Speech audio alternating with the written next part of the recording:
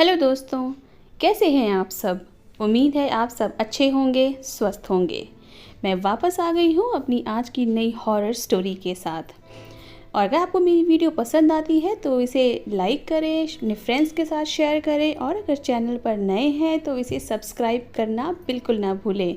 और साथ ही साथ बेल आइकॉन को प्रेस करें जिससे आपको मेरे आने वाली वीडियोस की नोटिफिकेशंस मिलती रहेंगी। तो चलिए आज की स्टोरी हम शुरू करते हैं।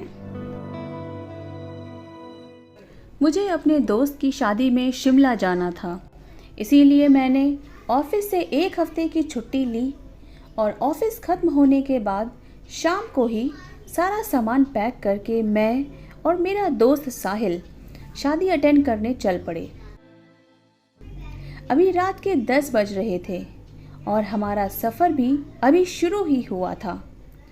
हम दोनों रास्ते में म्यूज़िक सुनते बातें करते चले जा रहे थे। ट्रैवल करते करते हमें 1 से 2 घंटे तो बीत ही चुके थे। अब हमें भूख भी लगने लगी थी, तो हमने एक ढाबे पर कार रोक दी।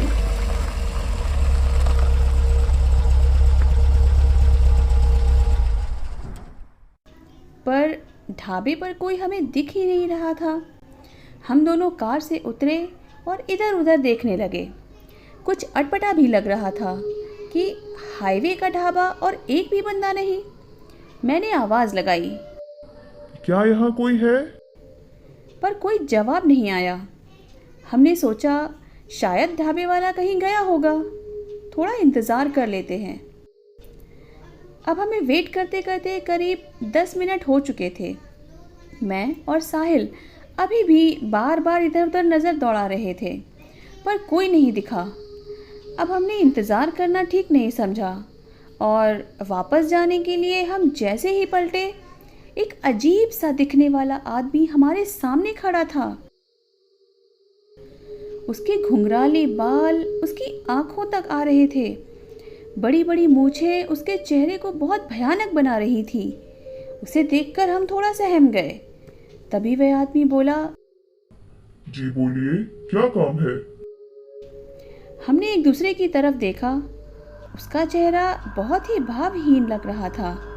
बात करते वक्त आंखें भी नहीं झपका रहा था। तभी मैं धीरे से बोला, क्या यहाँ कुछ खाने को मिलेगा? वो बोला, जी मिल जाएगा, आप लोग बैठिए। मैंने उससे आलू के पराठे और चाय का ऑर्डर दे दिया। हम दोनों को अभी भी कुछ ठीक नहीं लग रहा था। करीब 10 मिनट बाद वो हमारा ऑर्डर लेकर आया। मैंने पूछा, आपके ढाबे पर कोई और कस्टमर क्यों नहीं दिख रहा? वो बोला, यहाँ ज़्यादा लोग नहीं आते। मैंने पूछा, ऐसा क्यों? वो बोला, मुझे नहीं पता, क्या आपको कुछ और चाहिए? मैंने उसे मना कर दिया। मैंने साहिल की तरफ देखा और वहाँ से चलने का इशारा किया, पर साहिल ने मुझे रुकने को कहा और बोला, जल्दी खाना ख़त्म करते हैं और चलते हैं। हमने जल्दी जल्दी अपना खाना ख़त्म किया और पैसे देने लगे। तभी वो आदमी बोला, आप लोगों का इस हाईवे पर इतनी रात को सफ़र करना ठीक नहीं। अच्छा होगा आप रात को यहीं रुक जाएं और दिन में अपना सफ़र शुरू करें।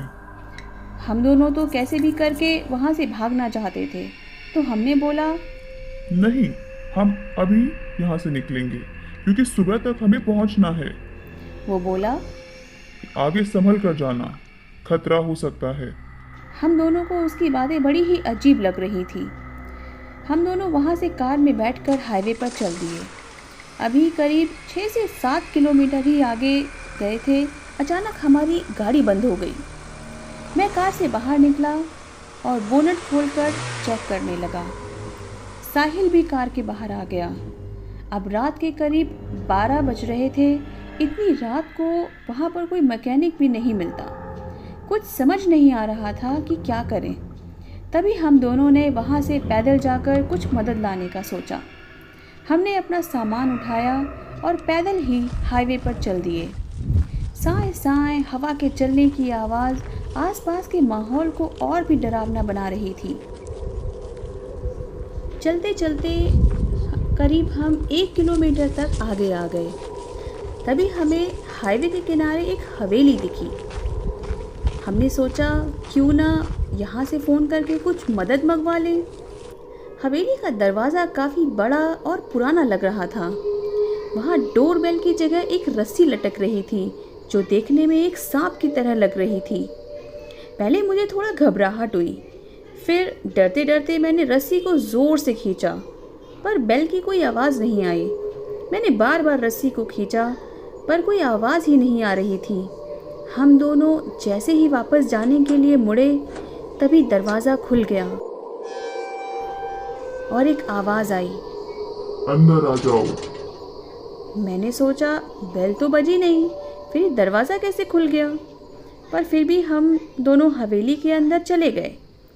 हमने देखा कि सामने एक बड़े से झूले पर एक आदमी बैठा था। उसका पहनावा गांव के ज़मींदार जैसा लग रहा था। सर पर पगड़ी, बड़ा लंबा धोती और कुर्ता, उसके चेहरे पर बड़ी बड़ी मूछें उसके चेहरे को रौबदार बना रही थी। तभी वह बोला, मैं इस हवेली का मालिक हूँ। यहाँ के लोग मुझे ठाकुर साहब कहकर बुलाते हैं। मैंने उनसे बोला, हमारी कार खराब हो गई है, आसपास कोई मैकेनिक भी नहीं दिखा, तो क्या हम यहाँ से एक फ़ोन कर सकते हैं? ठाकुर साहब बोले, सीढ़ियों से ऊपर आखिरी कमरे में एक फ़ोन लगा हुआ है, वहाँ से कर लो। मैं सीढ़ियों से ऊपर सीधा उस कमरे में चला गया। वहाँ जाकर देखा कि वो कमरा तस्वीरों से भरा पड़ा है। चारों तरफ बहुत सारी तस्वीरें लगी हुई थी। वहीं एक कोने में एक एंटीक स्टाइल का एक लैंडलाइन रखा था। मैंने फ़ोन उठाकर जल्दी जल्दी नंबर डायल करने की कोशिश की,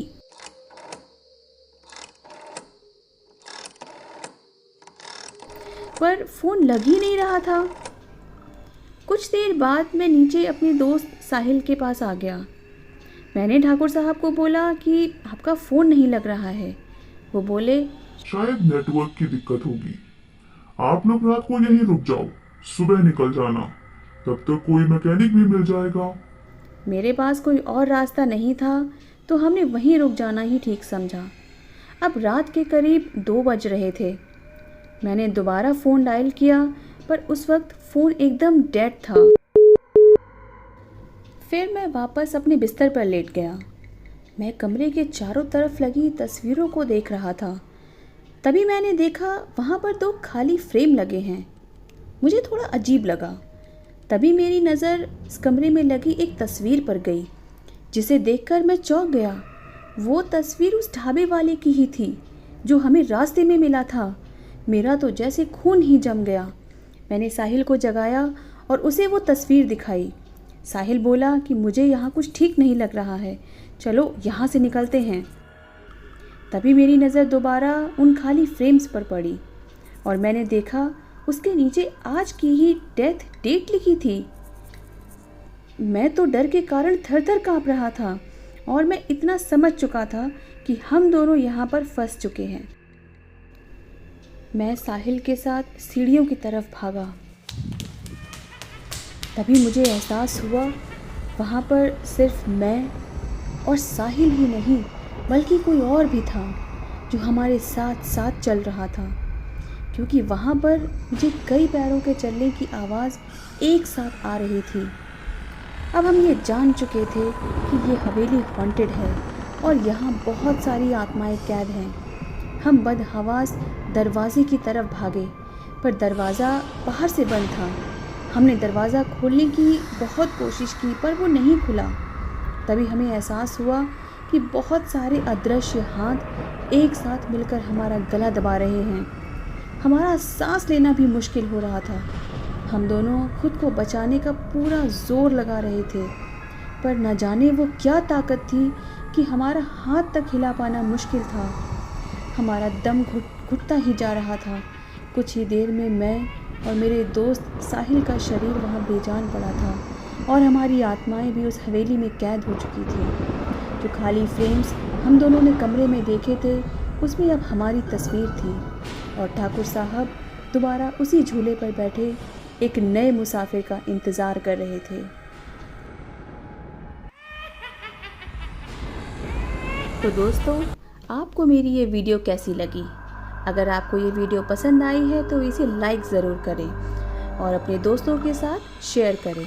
अगर आप मेरे चैनल पर नए हैं तो इसे सब्सक्राइब करना ना भूलें और हाँ, बेल आइकन ज़रूर प्रेस कीजिएगा, जिससे आपको मेरे आने वाली नई वीडियोस की नोटिफिकेशंस सबसे पहले मिलेंगी। मेरी वीडियो को देखने के लिए आप सभी का बहुत बहुत धन्यवाद। फिर जल्दी मिलते हैं एक नई वीडियो के साथ। तब तक बाय बाय।